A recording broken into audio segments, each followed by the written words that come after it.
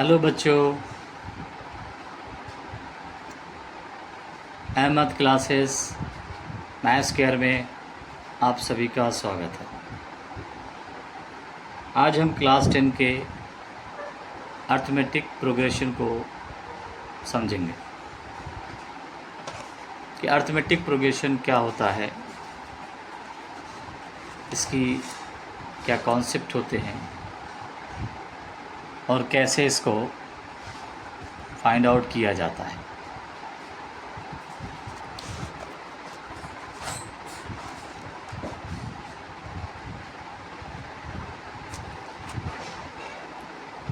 मान लें, let us consider कि हमारे पास A1, A2, A3 ऐसे बहुत से टर्म हैं AN तक जो कि दिए गए हैं। अब ये अगर AP में है तो क्या कंडीशन होल्ड करेगा? इसके जो कॉमन डिफरेंस होंगे, common difference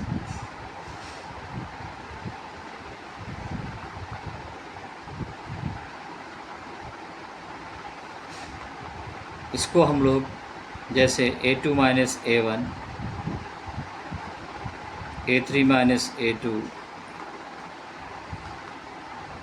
A4 minus A3, यानी सेकेंड स्टेप को पहले स्टेप में सब्ट्रैक्ट करना है, थर्ड को सेकेंड से सब्ट्रैक्ट करना है, फोर्थ को थर्ड से सब्ट्रैक्ट करना है।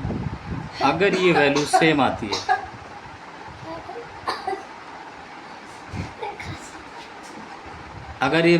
आती है तो इसका मतलब दी गई सीक्वेंस AP में है। तो कॉमन डिफरेंस कैसा आना चाहिए? सेम आना चाहिए। सेम आएगा तो कॉमन डिफरेंस की बात हो जाएगी। एग्जाम्पल,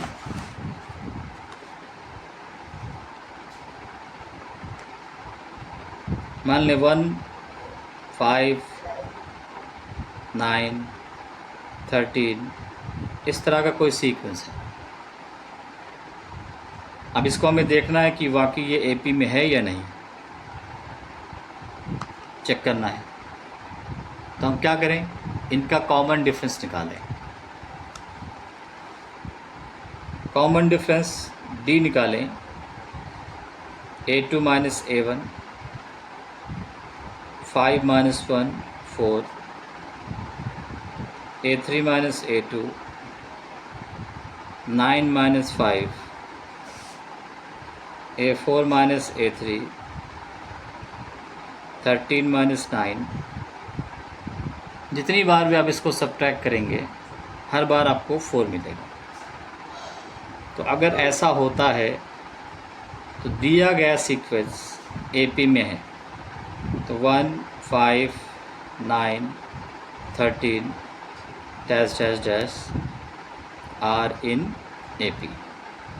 तो ये AP में हो गया। तो किसी भी सीक्वेंस को पहचानने के लिए हम इस तरह से इसका कॉमन डिफरेंस निकालते हैं। अनदर एग्जाम्पल एक और ले लें। 2 स्क्वायर, 2 की पावर 3, 2 की पावर 4, 2 की पावर 5 इस तरह से कोई सीक्वेंस चला जा रहा है। अब ये AP में है या नहीं, ये हमें चेक करना है। तो सबसे पहले हम इसको एक्सपेंड कर दें। 2 का स्क्वायर 4, 2 का क्यूब 8, 2 का 4 16, 2 का 5 32।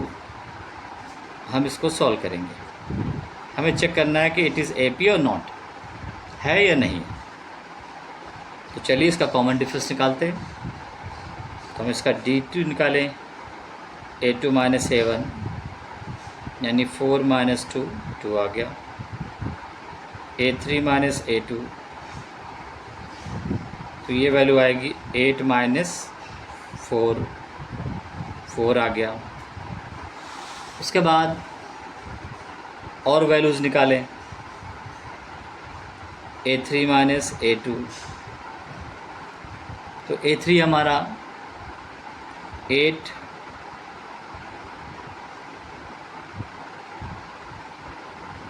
सॉरी 16 माइनस 8 है तो 8 आएगा।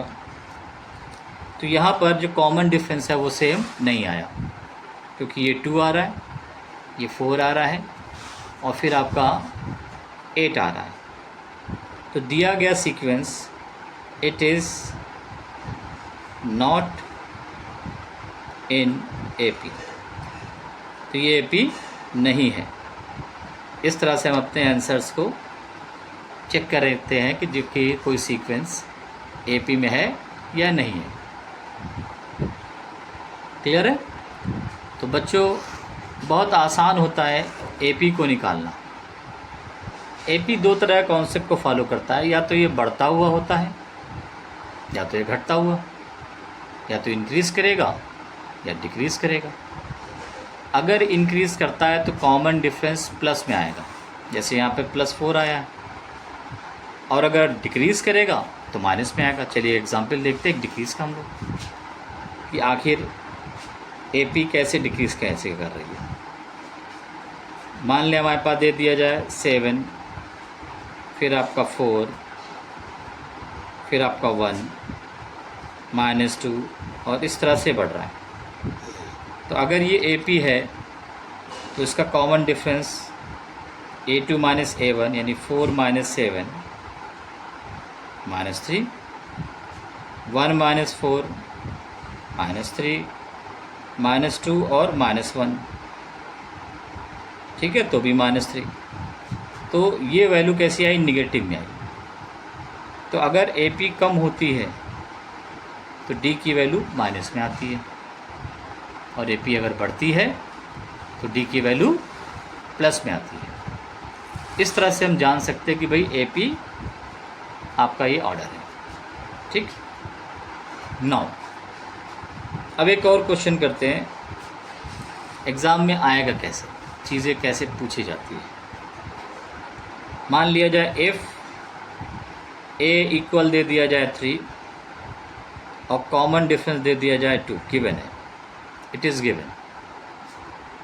अब आपसे पूछता है कि इसके 4 टर्म निकालिए या 5 टर्म निकालिए, या नीचे 4 ऑप्शन दे दिया, ठीक है, और उस ऑप्शन में दे दिया कि भाई इसमें से कौन सा ऑप्शन सही है।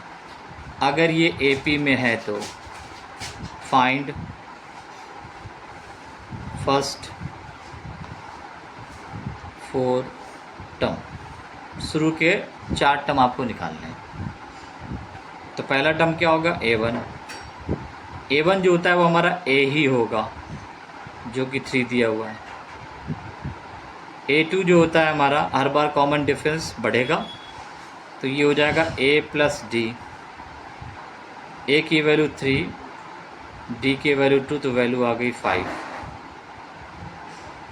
इसी तरह से A3 निकालेंगे तो एक D था, फिर ये 2D हो जाएगा, यानी हर बार D A के साथ प्लस होगा, 1D, फिर 2D, फिर 3D।